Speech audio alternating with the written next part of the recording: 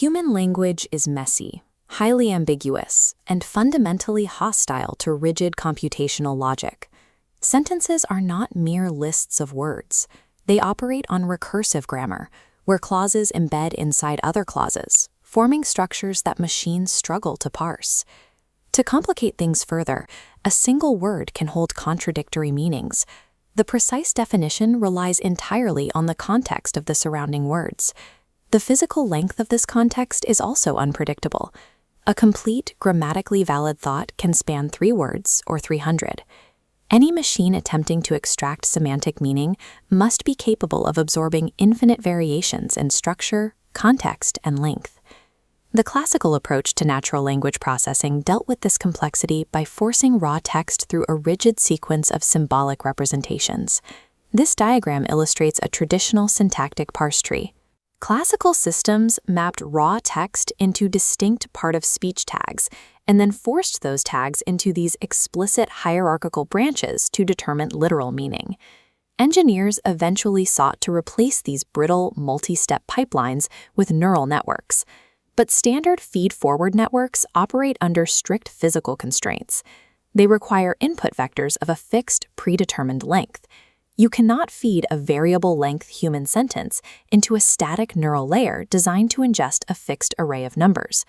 To process language using deep learning, the field had to redesign how a network represents a word and how it processes time. The old models treated each word as a discrete, isolated symbol. If a system encountered an unknown word, the process halted because atomic symbols contain no internal semantic information. This schematic highlights the dense embedding layer, which solves the token problem. Instead of distinct tags, raw text maps into continuous, dense vectors. These embeddings are typically vectors with around 300 dimensions, learned automatically by scanning massive datasets of raw text. By tracking which words frequently appear near each other, the network assigns similar coordinate values to similar concepts. Words with related meanings cluster together mathematically in this continuous space. Embeddings allow the network to calculate semantic relationships via geometry, bypassing the need for human-coded dictionaries. With individual words converted into vectors, the network still needs to process them in sequence to compute a full sentence. Traditional statistical models used n-grams, predicting the next word by looking at a narrow, fixed window of the preceding words. This relies on the Markov assumption, the premise that all necessary context is contained within the immediate past. Language defies the Markov assumption. In human communication, a verb at the end of a paragraph frequently modifies a noun introduced in the very first sentence. Standard feed-forward networks have no memory of prior inputs. A functional language model requires an architecture that retains persistent context. The recurrent neural network solves this by modifying the standard feed-forward design to include a continuous feedback loop. This diagram illustrates a single RNN time step.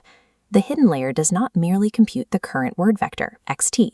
It also ingests the activation values from the hidden layer of the previous time step, ht-1.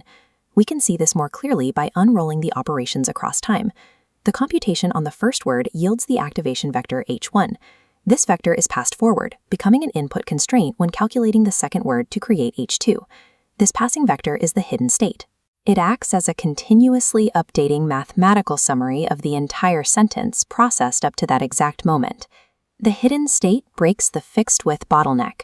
A neural layer with a static physical size can process an infinite string of text simply by passing its context forward into the future. A single hidden layer passes context forward, but it rarely captures the high-level semantic complexity of a full document. As shown here, RNNs can be stacked vertically. The output sequence of the first layer becomes the direct input sequence for a higher layer, allowing the model to extract increasingly abstract patterns. Yet, reading strictly left to right leaves a blind spot. The final word of a sentence can completely alter the context of the words that preceded it. This graphic displays bidirectional RNNs. By running one network forward over the input sequence and a second parallel network backward, the architecture processes future context alongside past context. Vertically stacking layers captures abstract depth, while bidirectional reading secures total context. Together, they construct a robust mathematical representation of the text. We can apply these modular components to a task that requires absolute language comprehension, Machine translation. The sequence-to-sequence architecture divides this labor. The first half is the encoder RNN, which reads the variable length source string and sequentially compresses its meaning. By the final word, the encoder distills the entire sentence into a single, dense vector, the final hidden state. This semantic vector is passed to the second half of the architecture, the decoder RNN. The decoder accepts this vector as its initial state and generates an entirely new string of words in the target language, computing the highest probability for each subsequent word. The network maps the meaning from one language to another automatically, without relying on an explicitly coded dictionary or rigid grammatical rules. This diagram contrasts the structural shift. The top half shows the classical NLP pipeline, forcing text through discrete tokenization and intermediate feature extraction. The bottom half displays the deep learning approach. Dense representations map raw text straight to the desired output, rendering intermediate syntax trees obsolete.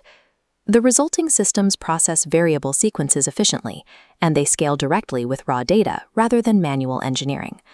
Modern NLP succeeded when it moved beyond mapping discrete symbolic rules and began modeling language as high-dimensional vectors processed over time.